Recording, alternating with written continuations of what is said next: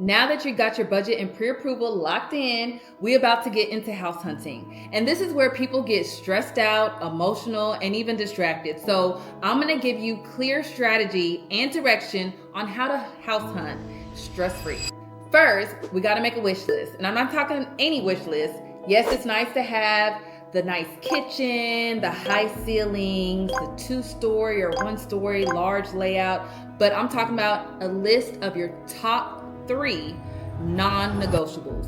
For example, if you want to have a corner lot, you can't change that in the future. Once you buy that house on a cul-de-sac, you can't pick up that house on a cul-de-sac and move it to a corner lot. So you need to have something that you can't easily change later, and it's very important to you. So that should be on your top 3 non-negotiables. Now, you might have other things like updated kitchen, or you want an interior wall, a different paint color, or you don't want carpet. Those are things that you can do after you've moved in later. So it's nice to be on a wish list, but we're talking non-negotiables, and you need to have your top 3 so you can communicate that with your agent. Remember, look at it like this.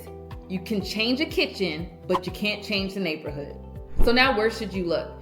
Consider square footage, land, value, and if you want a lot of land and a lot of square footage, you're gonna have to be comfortable with going probably outside the city limits where you can get more bang for your buck if that's what you want. Watch for areas where you're seeing future growth, where businesses are going to, where schools are being developed. Also, another thing I get into with my clients, especially ones that kind of have the caviar taste, but on a very tight budget.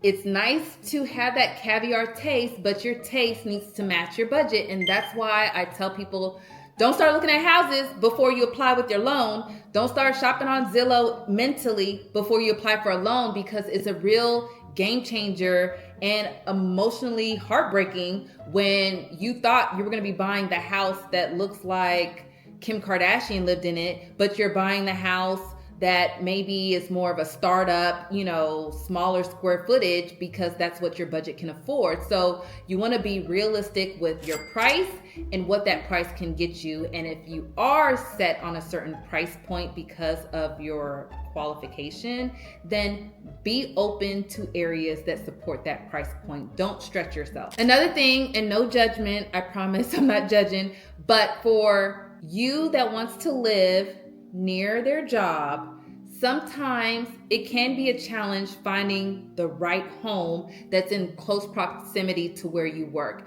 So I do think it's very important to, if you have a support system like family, friends that you need to be close to, or like a community, like a church that you need to be close to. But what I say is, when you're moving and picking a house based off of how close it is to your job can come and go.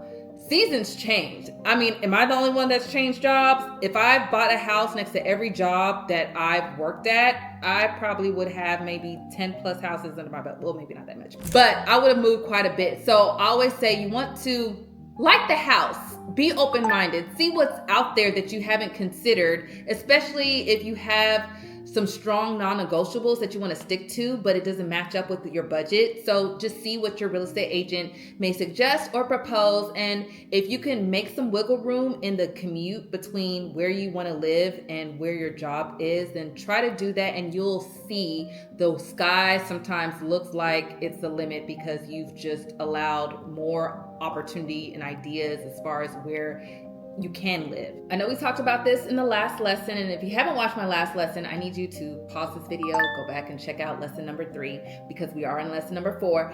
But we talked a little bit about the question of when someone wants to know, is a neighborhood safe? And you have that valid question, and there are ways to get a valid answer, but it can't come from your real estate agent, because legally we can't tell you that.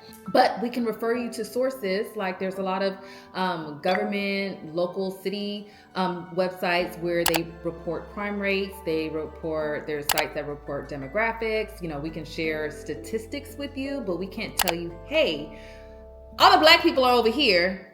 You said you want to live near black people, pick this neighborhood. No, I'm sorry. Legally, we can't do that, and you can lose your license as a real estate agent. You can get fined as a real estate agent. And so you have to also do your due diligence as a home buyer to make sure you're going where you want to be. So my point is, drive at nighttime, see how the area is, when the lights are off, when people are home, when there's more activity? What does that look like? Do you feel comfortable with it? Ask friends and family about the area, especially people that may have lived there, co-workers, what they know about the area, their experience. It's good to get other people's feedback as well. But as far as, is this a good neighborhood? Again, fair housing laws. As a real estate agent, I can't answer that, but I can tell you what's the resale history, how many homes have sold in this area, how many homes are for sale in this area currently, what's the HOA restrictions. I can give you the commute time to school and work. If you're saying you want to have, be within 10 miles of your job, I could send you houses within 10 miles from your job, no problem. And again, what you may think is, I want something nice and peaceful and a quiet neighborhood, might be a different perspective for what I consider nice, peaceful, and quiet. So again, legal or not legal, there are certain terms that people use, and it's their perspective on what they consider is safe, what they consider is nice, what they consider is family friendly, and it's best to just ask around and look up the statistics online, and I definitely always give those references to my clients when they ask for it. Okay, so you want to notice red flags when you're looking at homes that you probably should be alerted to, and sometimes you may not realize it during a showing. A good real estate agent will point out things that they see as well, but again, they're not the inspector. You'll get an inspection, I hope you do, once you go under contract. But there's some things that you should be checking for, not just noticing, ooh, this furniture is nice and the beautiful staging and the decor, especially if you're looking at, a home that has been staged or a builder's model home. Start noticing like the cracks in the walls. Is there crack in the foundation? Is there a strong smell where it smells like water has been sitting? Are there stains on the walls that can, allude to probably a water leak or a previous water leak? How old is the roof?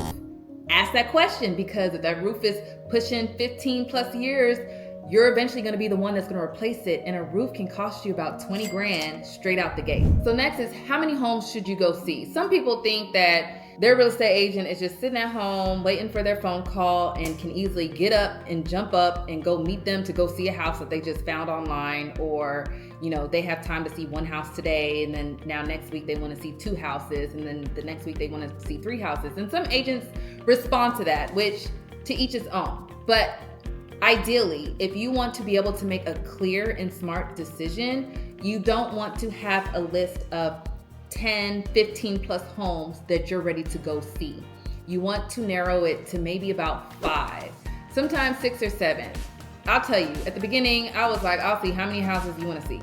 Now, I do have a limit of how many that I choose to show initially, because what I've noticed over the past few years is that the more houses you see as a buyer, the more confused you get at which one you want to pick. And you think it just means, oh, more options, I have a lot to choose from.